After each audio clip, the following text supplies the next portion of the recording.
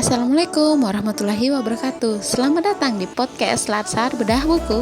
Perkenalkan, kami dari Latsar Angkatan 82 Kota Palu ingin menyampaikan hasil dari bedah buku yang telah kami lakukan. Sebelum menyampaikan hasil bedah buku kami, terlebih dahulu saya akan memperkenalkan anggota kelompok kami. Ketua kelompok kami adalah Ibu Nur Hasanah SPD, anggota Ibu Ika Listiani ST, Ibu Medina Wirda Madani ST Ertra, Ibu Ayu Natasha Lamboka ST, Ibu Friska Francisca, dan Ibu Irma Arista Rizky SPD.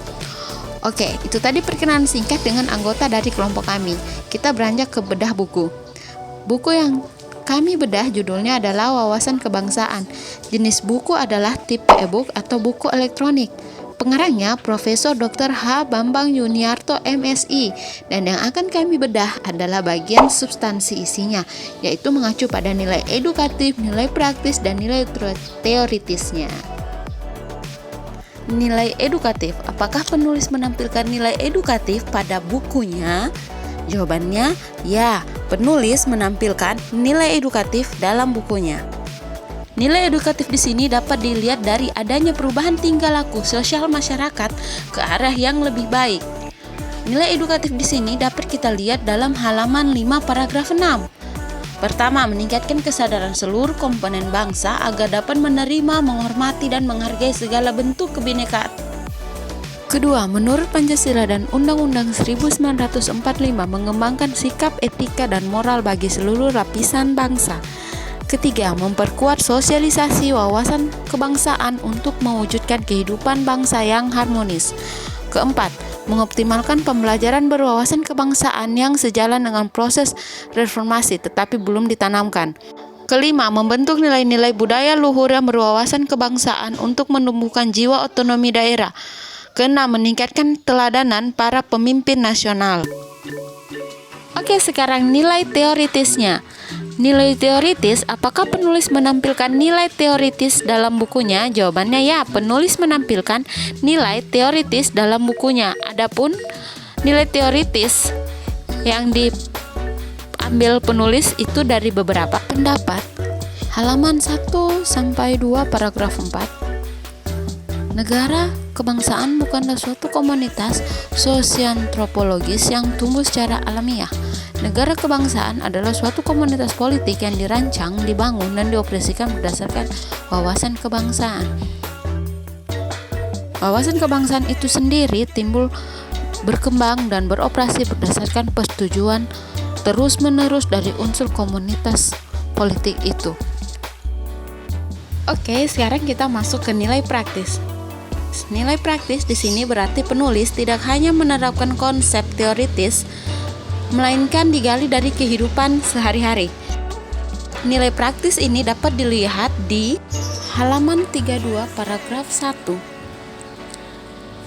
Ketika suatu daerah dipisahkan dari daerah lain, hal ini menunjukkan bahwa kondisi kemajuan sosial ekonomi yang jauh dari satu sama lainnya, kecenderungan disintegritas menjadi semakin besar. Dengan kata lain, terdapat kesenjangan yang besar antar wilayah. Perbedaan daerah dapat menimbulkan kecemburuan antar daerah. Dalam hal ini, daerah yang berada dalam keadaan terbelakang akan merasa bahwa pemerintah pusat telah menelantarkannya. Oleh karena itu, untuk menghindari terjadinya disintegrasi, pemerintah perlu melakukan pembangunan yang merata di seluruh wilayah untuk mencapai pembangunan yang seimbang dari satu daerah ke daerah lainnya. Nilai praktis lainnya terdapat pada halaman 33 paragraf 1. Di sini penulis menuliskan sejak terbentuknya Budi Utomo pada tanggal 20 Mei 1908, cita-cita bangsa Indonesia telah bersatu dalam kesatuan negara keadilan, kemakmuran material dan spiritual, serta peradaban.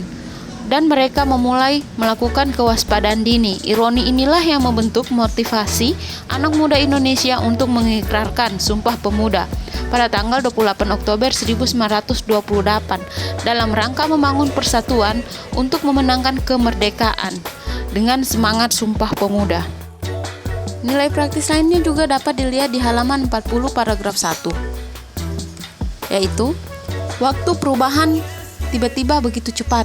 Hal tersebut dikarenakan tren globalisasi dan kemajuan teknologi mempengaruhi kehidupan setiap orang saat ini, tak terkecuali gerakan evolusi generasi muda yang biasa disebut dengan milenial. Generasi milenial adalah generasi yang hidup di era globalisasi dan pasar bebas yang tidak dibatasi, yang diuntungkan oleh kemajuan teknologi dan akses informasi yang tak terbatas.